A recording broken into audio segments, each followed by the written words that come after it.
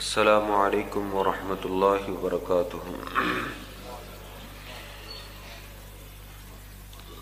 ان الحمد للہ نحمده ونستعینه ونستغفره ونؤمن به ونتوکل علیہ ونعوذ باللہ من شرور انفسنا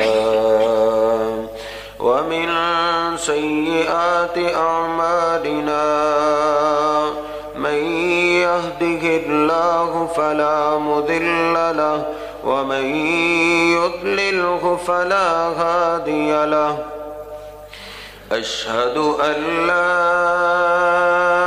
إله إلا الله وحده لا شريك له وأشهد أن محمدًا عبده ورسوله اللهم صل على محمد وعلى آل محمد كما صليت على إبراهيم وعلى آل إبراهيم إنك حميد مجيد اللهم بارك على محمد وعلى آل محمد كما باركت على إبراهيم وعلى آل إبراهيم إنك حميد مجيد رب اشرح لي صدري ويسر لي أمري واحلل عقدة من لساني يفقهوا قولي رب زدني علما سبحانك لا علم لنا إلا ما علمتنا إنك أنت العليم الحكيم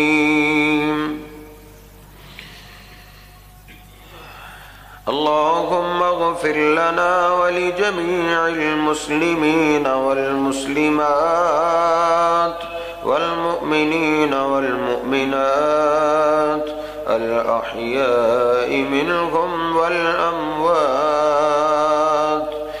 أما بعد فإن خير الحديث كتاب الله وخير الهدي هدي محمد صلى الله عليه وسلم وشر الأمور محدثاتها وكل محدثة بدعة وكل بدعة ضلالة وكل ضلالة في النار أعوذ بالله السميع العليم من الشيطان الرجيم من همزه ونفخه ونفسه بسم الله الرحمن الرحيم يا أيها الذين آمنوا اتقوا الله حق تقاته ولا تموتن إلا وأنتم مسلمون يا أيها الناس اتقوا ربكم الذي خلقكم من نفس واحدة وخلق منها زوجها وبث منهما رجالا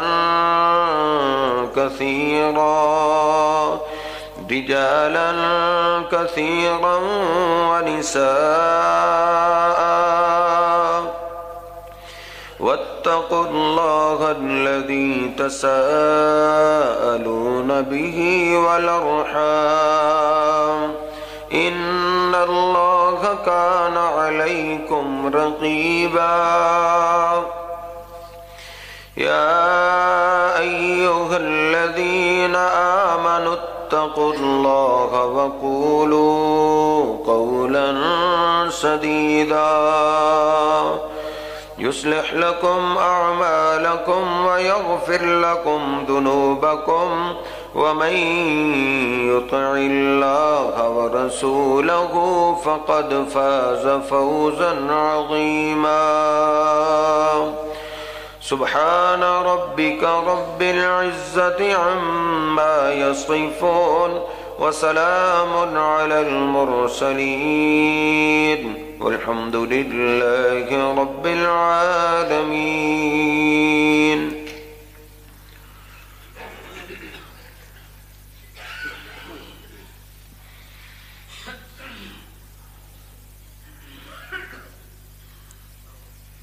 ہر عقل مند انسان کو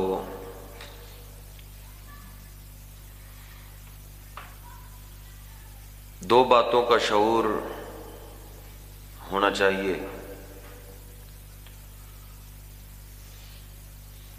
جس کو بھی اللہ نے کم سے کم عقل بھی دی ہے وہ ان دو باتوں پہ ضرور غور کرتا ہے. پہلی بات من خلقنا، کہ ہمیں پیدا کس نے کیا ہے، وہ کون سی ذات ہے جس نے اس جہان کو بسایا ہے. ہمیں پیدا کس نے کیا، ہماری اولادوں کو کس نے پیدا کیا.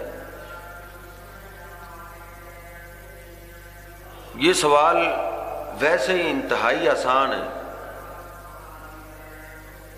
مشرکین مکہ جو میرے محبوب پیغمبر کو اللہ کا رسول نہیں مانتے تھے، لیکن ان کو یہ پتا تھا کہ ہمیں پیدا کس نے کیا. اللہ رب العزت فرماتا ہے وَلَئِن سَأَلْتَهُمْ مَنْ خَلَقَ السَّمَاوَاتِ وَالْأَرْضَ وَسَخَّرَ الشَّمْسَ وَالْقَمَرَ لَيَقُولُنَّ اللَّهُ. اے میرے محبوب ان سے پوچھئے کہ آسمانوں اور زمینوں کو پیدا کرنے والا کون ہے؟ سورج کس کے حکم سے چلتا ہے؟ چاند کو کس ذات نے مسخر کیا ہے؟ یہ ان سے پوچھو کہ اس جہان کو بسانے والا کون ہے؟ نبی علیہ الصلوۃ والسلام نے اپنے دشمنوں سے پوچھا، بتوں کی عبادت کرنے والوں سے پوچھا، تو کوئی ایک بھی مکہ والا نہیں تھا جس نے کہا ہو کہ اس کو تو فلاں بت نے پیدا کیا، فلاں بزرگ نے پیدا کیا.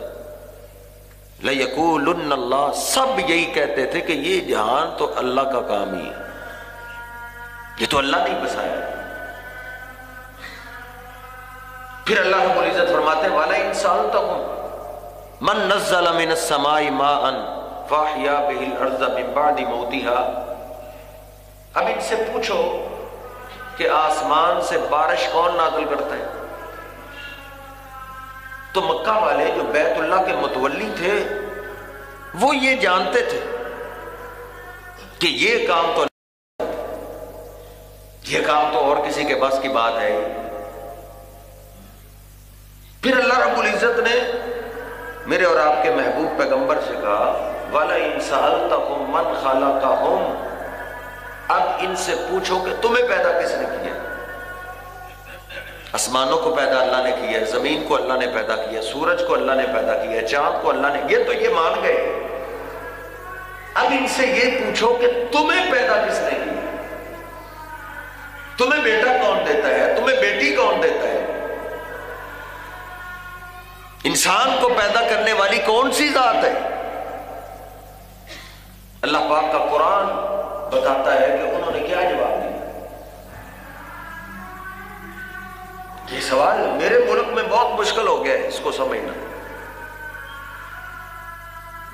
ہمارے ہاں ہر شہر کا اپنا مسلک، اپنی بات، اپنے نظریات.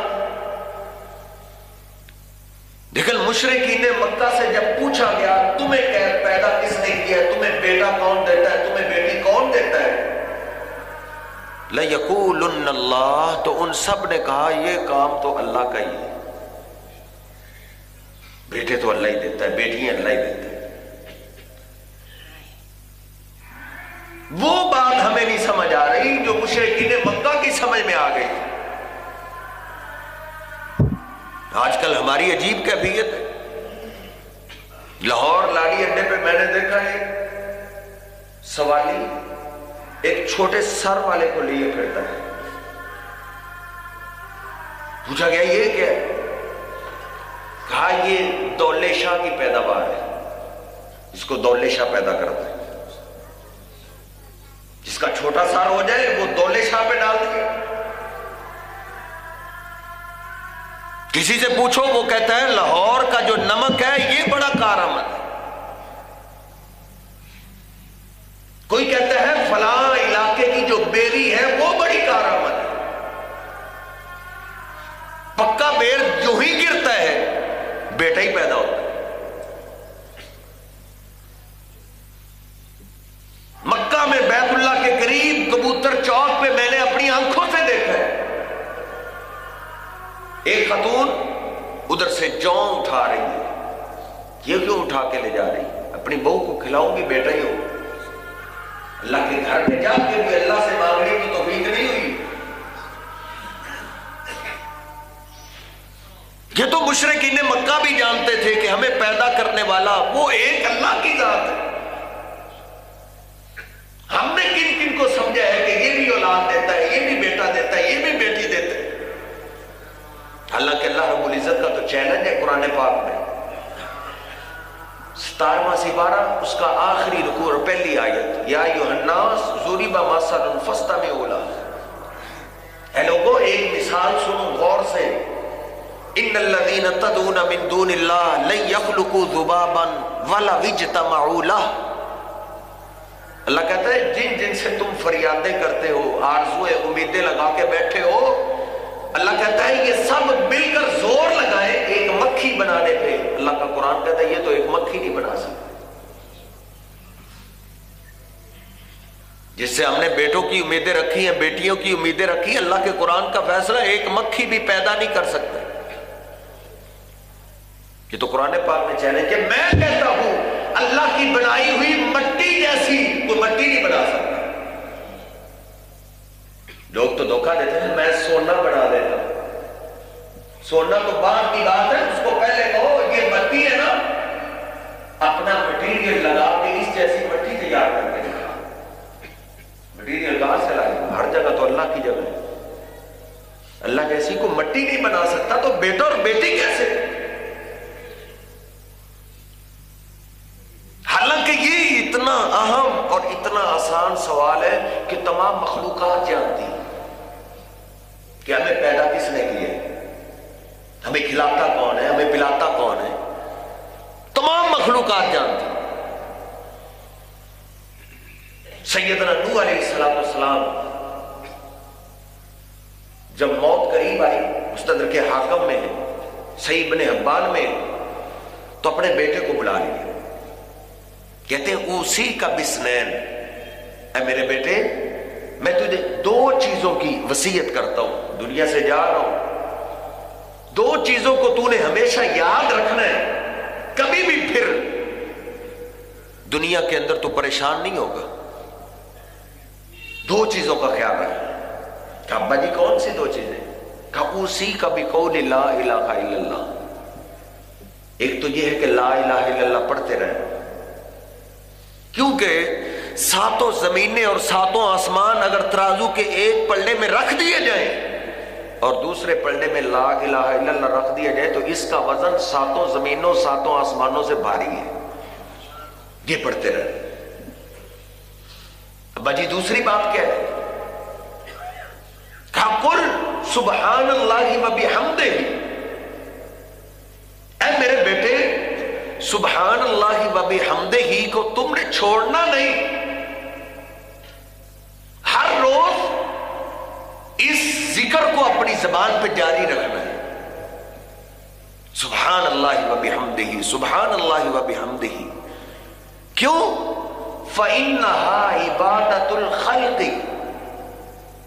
اے بیٹے یہ جتنے تجھے جانور نظر آتے ہیں، جتنے پرندے نظر آتے ہیں، جتنے یہ حشرات الارض تجھے دکھائی دیتے ہیں، یہ سب جانور اور پرندے اس ذکر سے اللہ کی عبادت کرتے ہیں، اللہ کی تعریف کرتے رہتے ہیں.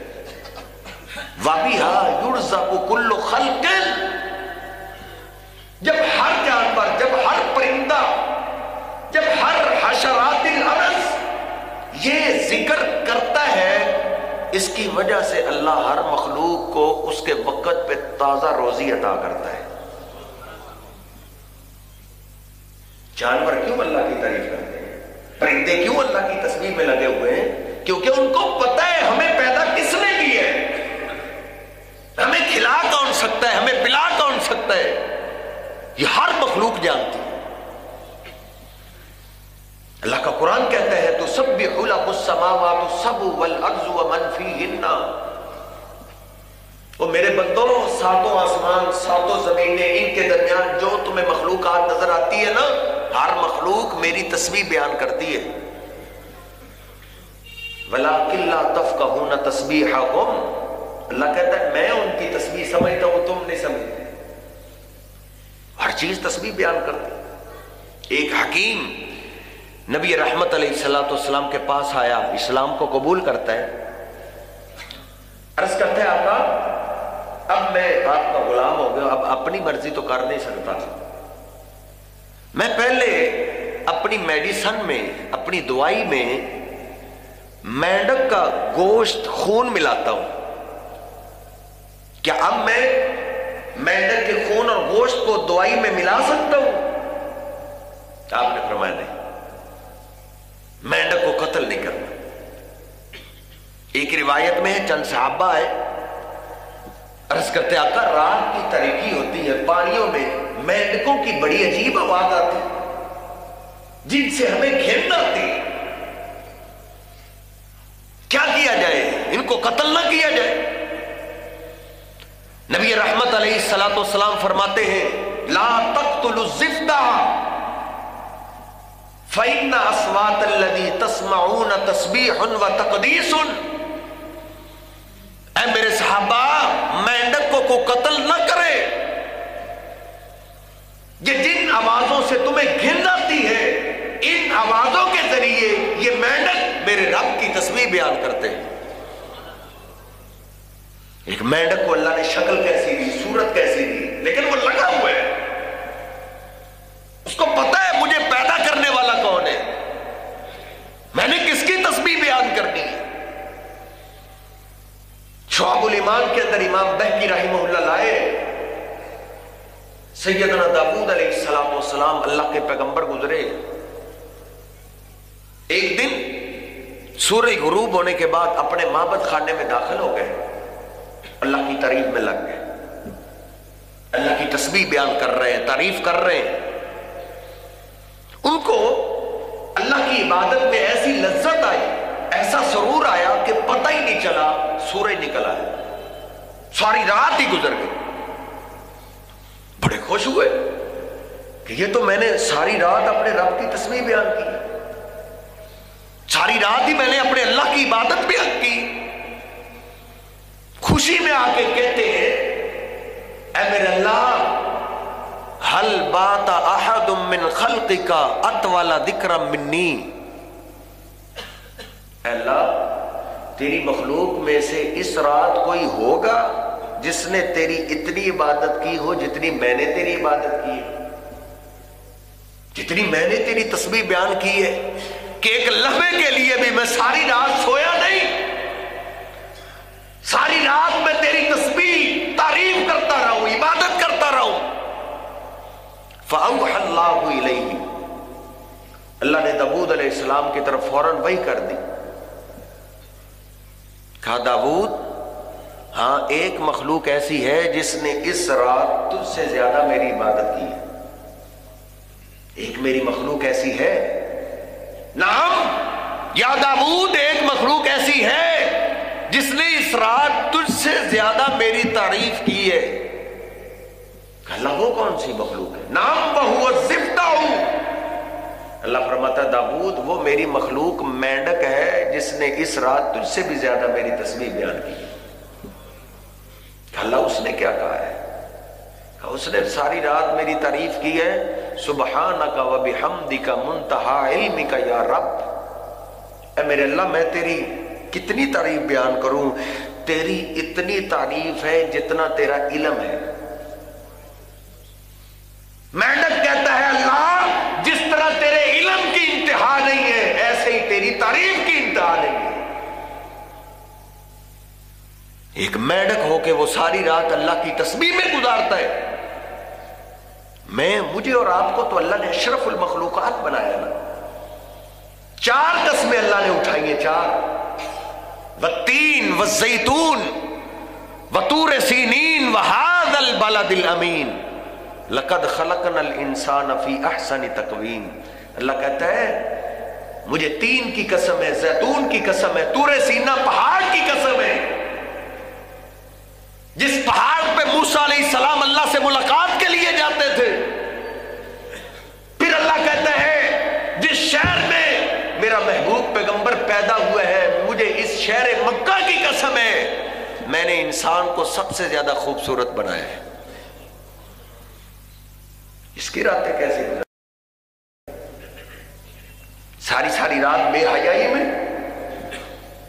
ساری رات موبائل کے گندے استعمال میں، ساری رات کیبل کے گندے استعمال میں۔ اس لیے اللہ رب العزت نے شکوے کیے ہیں قتل الانسان ما اکفرہ، اے انسان تیرے ٹکڑے ٹکڑے ہو جائے، تو برباد ہو جائے، ہلاک ہو جائے، ما اکفرہ، جتنا تو میرا نہ شکرہ اتنا کوئی نہ شکرہ نہیں۔ آنکھیں تجھے میں نے عطا کی، زبان میں نے دی، کان میں نے دیے، اور یہ سب کچھ تو نے میری نافرمانی میں لگائے۔ یا ایھا الانسان ما غرک بربک الکریم، انسان تیرا رب تجھ سے بڑا پیار کرتا ہے، تجھے ان چیزوں نے دھوکے میں ڈال دیا ہے تیرے قریب رب سے۔ ان اللہ رؤوف بالعباد، وہ اپنے بندوں سے بڑی شفقت کرتا ہے، بڑا پیار کرتا ہے۔ وہ تو انتظار میں ہے کہ میرا بندہ وقت کیسے نکال کے میری تعریف کرے گا۔ جانور پرندے اللہ کی تسبیح بیان کر رہے ہیں، لیکن اللہ کو میرا اور آپ کا انتظار ہے کہ ہماری زبان کب حرکت میں آئے گی اللہ کی تعریف۔ ایک جانور جانتا ہے، ایک پرندہ جانتا ہے۔ پرندہ تو پرندہ رہا، ایک چیونٹی۔ سیدنا موسیٰ علیہ السلام جب بنی اسرائیل کو لے کر نکلے، دریا سے اللہ نے نجات دی، فرعون کو غرق کر دیا۔ بنی اسرائیل ذرا اکھڑ مزاج قوم تھی، کہتے ہیں موسیٰ اب تو فرعون کے بغاوت والا علاقہ ہم سے چھوٹ گیا ہے، اتنے بڑے 12 خاندان ہیں، اب ان کی روٹی کا بندوبست کہاں سے کرے گا تم؟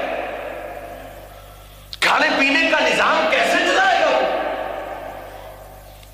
تو ہمیں بھوکا مار دے گا۔ یہ باتیں کر ہی رہے کہ اللہ رب العزت نے موسیٰ علیہ السلام کو حکم دیا یہ جو آپ کے سامنے پتھر پڑا ہے اس پہ لاٹھی مار۔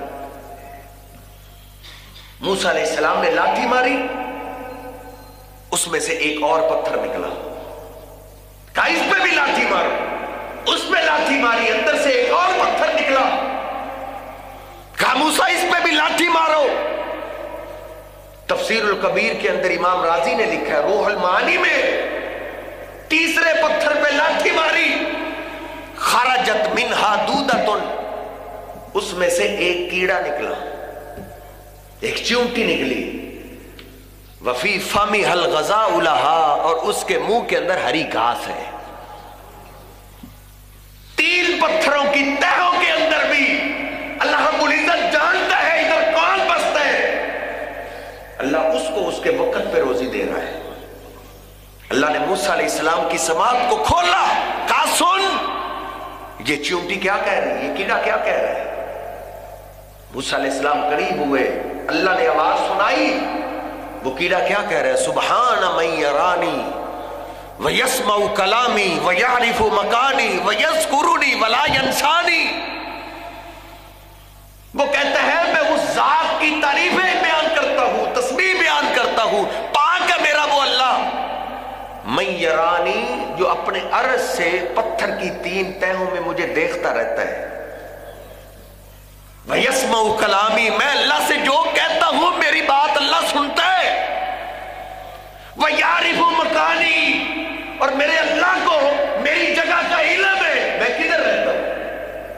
وَيَذْكُرُنِي وَلَا يَنْسَانِي، میرا اللہ مجھے یاد رکھتا ہے، میرا اللہ مجھے بھلاتا نہیں. کبھی ایسا نہیں ہوا کہ میری خوراک کا ٹائم ہو گیا ہو اور مجھے کھانا نہ ملا. ایک کیڑا جانتا ہے مجھے پیدا کرنے والا کون ہے، مجھے رزق دینے والا کون ہے. آپ نے کس کو سمجھ لیا فلاں رزق دیتا ہے؟ خواجہ نہ دے گا تو کون دے گا؟ لاہور والوں کو فلاں دے رہے ہیں، مدینے والوں کو فلاں دے رہے ہیں. بھائی یہ تو بنیادی بات ہے جو مکہ والے بھی جانتے تھے. آج ہم نے اس سے پیچھے ہٹ گئے. توحید کی جو پہلی سیڑھی ہے وہی ہم نے چھوڑ دی. صحیح البخاری صحیح مسلم میں نبی رحمت علیہ الصلوۃ والسلام نے ایک پیغمبر کا واقعہ سنایا. اس پیغمبر کا نام نہیں آپ نے لیا. کہا جا رہے تھے، ساتھی ساتھ ہیں، راستے کے اندر تھک گئے، ایک درخت کے نیچے آرام کرنے کی غرض سے لیٹ گئے. پیغمبر سویا ہوا ہے، ایک چیونٹی آئی، اس نے پیغمبر علیہ السلام کو کاٹ لیا. جب کاٹا، پیغمبر جو بھی اللہ کے رسول تھے ان کی نیند خراب ہوئی تو غصے میں آ گئے. اپنے ساتھیوں کو حکم دیا کہ یہ جو چیونٹیوں کی ساری بات کی اس کو آگ لگا. آگ لگ گئی. جب آگ لگ چکی، میرے اور آپ کے محبوب پیغمبر کی زبان پاک سے یہ واقعہ نکلا ہے. صحیح البخاری صحیح مسلم سپریم کورٹ کی روایت. جب چیونٹیوں کو آگ لگا بیٹھے، اللہ رب العزت نے فوراً وحی نازل کر دی. کہا اے میرے پیغمبر، حَلَّا نَمْلَةً وَاحِدًا لَتَغَتْكَ نَمْلَةٌ وَاحِدًا، آپ کو تو ایک چیونٹی نے کاٹا تھا، آپ نے سب کو سزا دے دی. آپ نہیں جانتے آپ نے کس امت کو ہلاک کیا ہے. احرقتا امتا من الامم تسبح اللہ. اللہ کہتا ہے تو نے آج میری اس امت کا خاتمہ کیا ہے جو ہر وقت میری تسبیح بیان کرتی ہے. یہ وہ چونٹی ہے جو صبح شام میرے اور آپ کے پاؤں کے نیچے آتی ہے. اتنا چھوٹا سا وجود اس کو اللہ نے عطا کیا ہے، لیکن اس کے باوجود وہ اپنے اللہ کو بھلاتی نہیں ہے. سلیمان علیہ السلام کے دور میں کاٹ پڑ گیا، ہلاکتوں کی خبریں آنے لگی، جانور مر رہے ہیں بھوکے پیاسے، بارش ہی نہیں ہو رہی. سلیمان علیہ السلام پریشان ہو کر اپنی قوم کو ساتھ لیا. کہا چلتے ہیں باہر میدان میں جا کے اللہ سے بارش کی دعا کرتے ہیں. جس پیغمبر کو بھی کوئی بھی مشکل وقت آتی تو وہ مشکل وقت کے اندر اپنے اللہ کو آواز دیتے تھے. حالانکہ یہ سلیمان علیہ السلام پیغمبر ہیں اور پیغمبر کے بیٹے ہیں، داؤد علیہ السلام کے بیٹے ہیں. داؤد علیہ السلام اللہ کے پیغمبر، ان کی قبر پاک بن چکی ہے. نہیں گئے اپنے باپ کے در پہ، کہا بابا بارش لے کر تو نہیں. جانتے تھے نا اللہ کے کرنے والے کام کوئی اور نہیں کر سکتے. میدان کی طرف جا رہے ہیں، اپنے قافلے کو ساتھ لیے، پورا گاؤں خالی کر کے وہ بارش کے لیے میدان میں آ رہے ہیں. قرآن پاک میں یہ واقعہ موجود ہے. چیونٹیوں کی وادی قریب قریب آ رہی ہے. ان چیونٹیوں کی سردارنی نے جب سلیمان علیہ السلام کا لشکر دیکھا تو ساری چیونٹیوں کو خطاب کرتی ہے، ایھا النمل ادخلوا مساکنکم، سورہ نمل. کہتی ہے چیونٹیوں، سلیمان اور ان کا لشکر آ رہا ہے، یہ نہ ہو کہیں وہ تمہیں رون ڈالے، اپنی اپنی بلوں میں واپس چلی جاؤ. وہ واپس چلی گئی. اب یہ چیونٹیوں کی جو سردارنی ہے اس نے عجیب کیفیت بنائی. امام بخاری علیہ الرحمہ نے آدب المفرد کے اندر لکھا ہے، مسند احمد میں بھی ہے، طبرانی میں بھی. سلیمان علیہ السلام دھیرے دھیرے قریب آ رہے ہیں اور چیونٹیوں کی عجیب کیفیت دیکھی، چیونٹیوں کی سردارنی کی. کہ اس نے کیا کیفیت بنائی ہوئی ہے، اس نے اپنی کمر کو زمین پہ بچھایا ہوا ہے. فرآ نملۃ مستلقیۃ علی ظہرها ورافعۃ قوائمها الی السماء. اس نے اپنی کمر کو زمین پہ بچھایا ہوا ہے اور ننھے ہاتھ پاؤں اس نے آسمان کی طرف اٹھائے ہوئے ہیں اور پہلے ہی اللہ سے دعا کر رہی. کیا کہہ رہی ہے؟ سلیمان علیہ السلام آپ جانتے ہیں، وہ تو بولیے جانتے تھے، اللہ نے ان کو یہ علم دیا ہوا تھا. اب کھڑے ہیں، سن رہے ہیں اس کی دعا کو. چونٹی کیا دعا کر رہی ہے؟ اللہم انا خلق من خلقک، اے اللہ ہم بھی تیری مخلوق ہیں، ہمیں بھی تو نے پیدا کیے.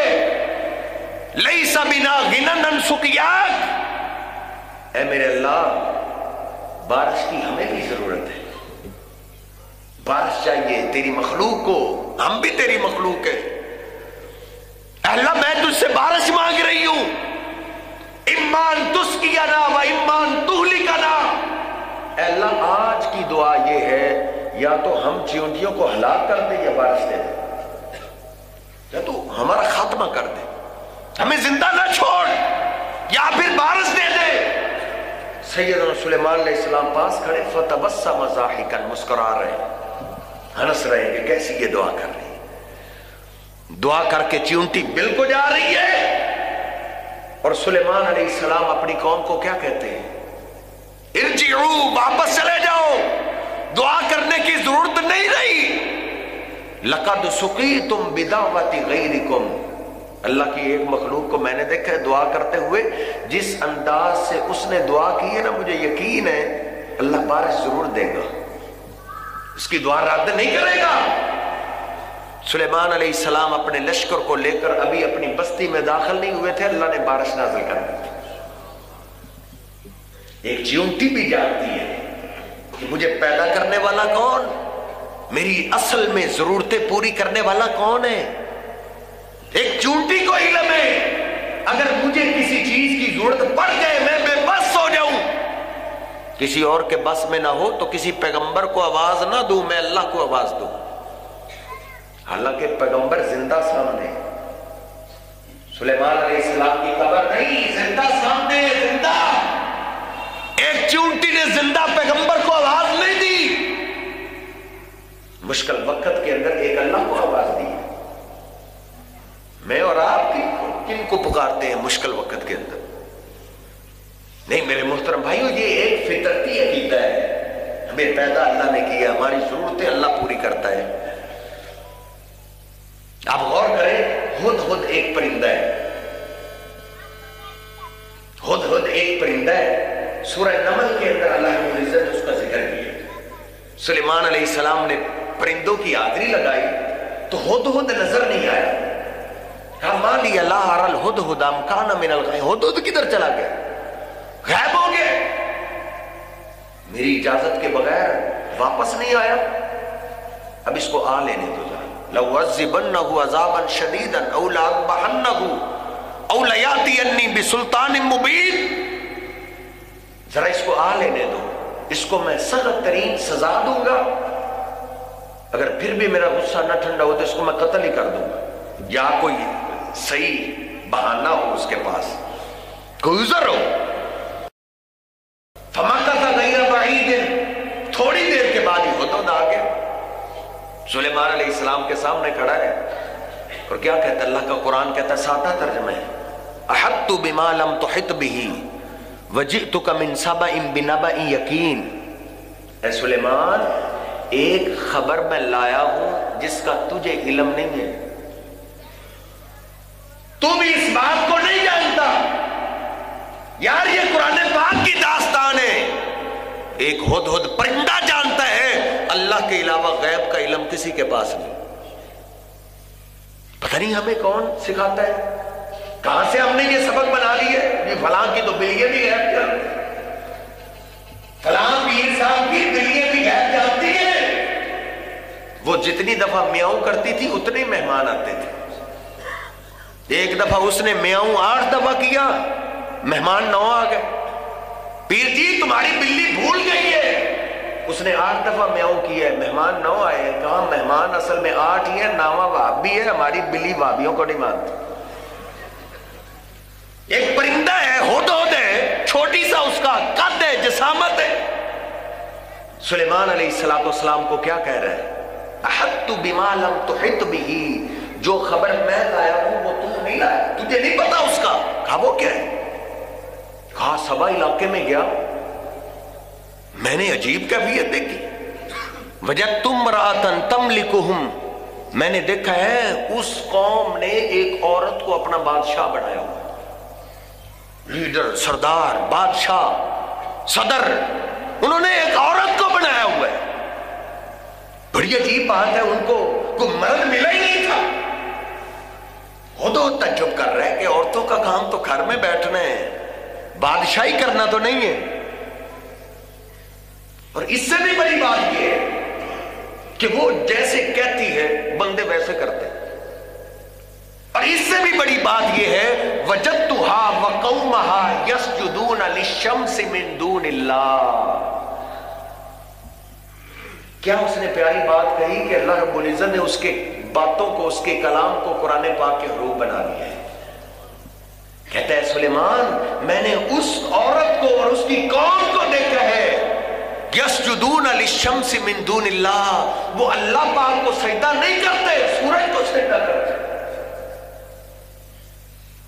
اللہ یسجد للہ الذی یخرج الخبا.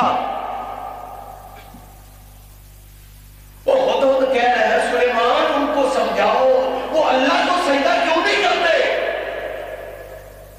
جو اللہ ان کو زمین سے تازہ روزی دیتا ہے، جو کھلاتا ہے پلاتا ہے، جس نے پیدا کیا ہے. سجدہ تو اس کی شان نشان ہے، سجدہ تو اس کو ہی کیا جائے جو کھلاتا پلاتا پیدا کرتا ہے. لیکن وہ قوم سورج کی پوجا کرتے، سورج کو سجدہ کرتے.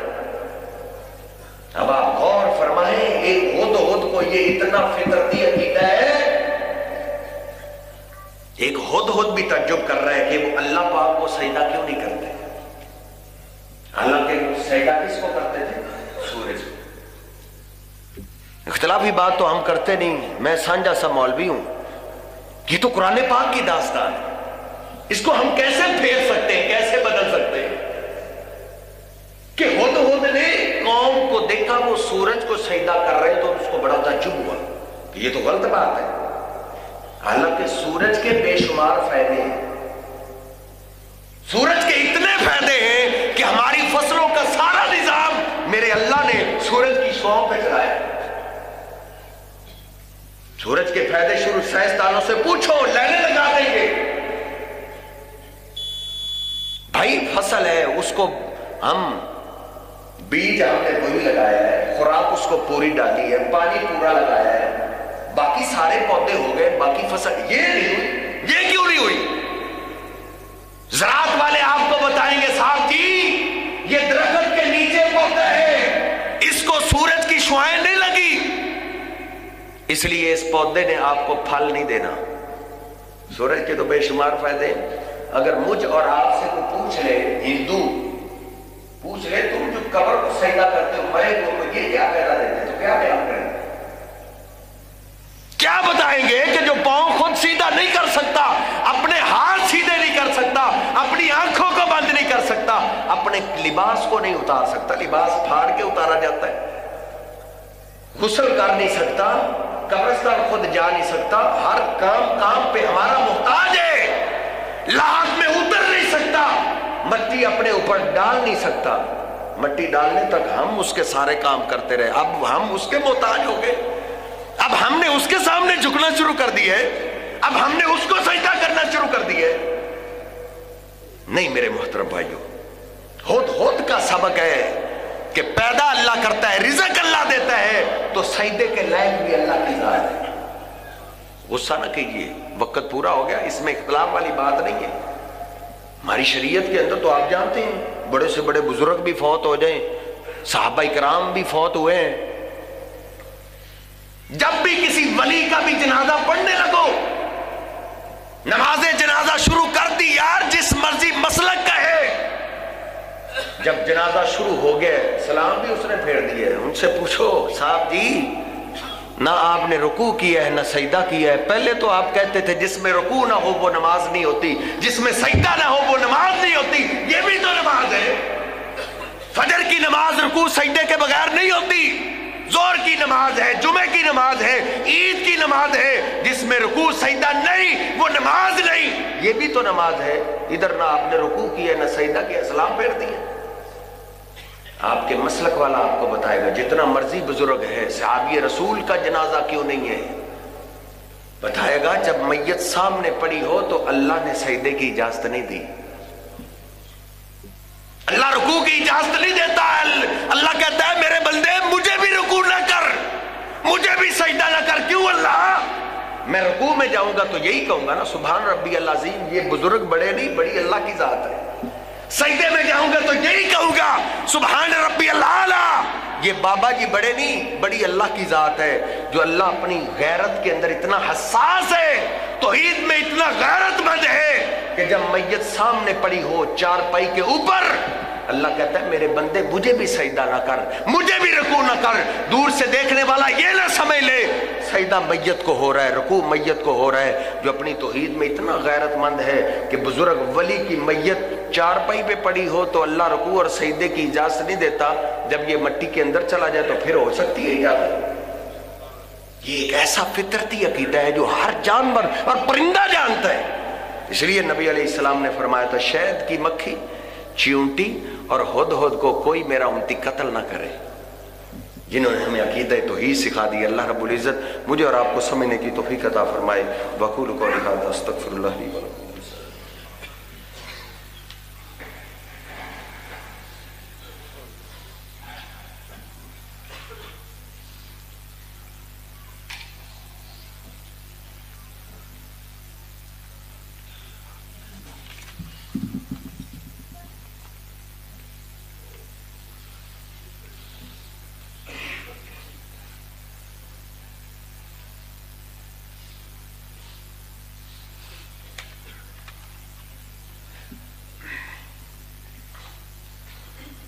یہ انتظامیہ کی طرف سے اعلان ہے کہ آئندہ سے جو موٹر سائیکل ہیں وہ دارا رائیاں میں کھڑی کریں گے. ادھر انشاءاللہ ایک انتظامیہ کے آدمی کی ڈیوٹی لگ جائے گی تو ادھر آپ کے جو موٹر سائیکل سواریاں ہیں ان کی حفاظت بھی کی جائے گی. تو سارے ساتھی اپنی گاڑیاں ادھر کھڑی کیا کریں. اور دوسرا یہ اعلان ہے کہ ترغیب دیں کہ جمعے کی نماز کے لیے وقت پہ آیا کریں اور اپنے بیوی بچوں کو بھی لے کر آیا کریں. اللہ رب العزت ہمیں سمجھنے کی توفیق عطا فرمائے. خود بھی وقت پہ آئیں، اپنے بیوی بچوں کو بھی لائیں، اپنے دوست احباب کو بھی لائیں. کیونکہ آپ جانتے ہیں ادھر کوئی اختلافی بات تو ہوتی نہیں، قرآن حدیث کی سیدھی سیدھی بات ہوتی ہے. تو اپنے دوست احباب کو بھی دعوت دے کے لایا کریں. اللہ رب العزت ہم سب کی محنتیں قبول فرمائے. إن الحمد لله نحمده ونستعينه ونستغفره ونؤمن به ونتوكل عليه ونعوذ بالله من شرور أنفسنا ومن سيئات أعمالنا من يهده الله فلا مضل له ومن يضلله فلا هادي له. أشهد أن لا إله إلا الله وحده لا شريك له وأشهد أن محمدا عبده ورسوله. اللهم صل على محمد وأزواجه وذريته كما صليت على آل إبراهيم وبارك على محمد وأزواجه وذريته كما باركت على آل إبراهيم إنك حميد مجيد. ربنا آتنا في الدنيا حسنة وفي الآخرة حسنة وقنا عذاب النار. اللهم اشف مرضانا ومرضى المسلمين. يا شافي المرضى اشف مرضاتنا ومرضات المسلمين. اللهم إنا نسألك الهدى والتقى والعفاف والغنى. اللهم إنا نجعلك في نحورهم ونعوذ بك من شرورهم. ربنا ظلمنا أنفسنا وإن لم تغفر لنا وترحمنا لنكونن من الخاسرين. ربنا تقبل منا إنك أنت السميع العليم وتب علينا إنك أنت التواب الرحيم. سبحان ربك رب العزة عما يصفون وسلام على المرسلين والحمد لله رب العالمين.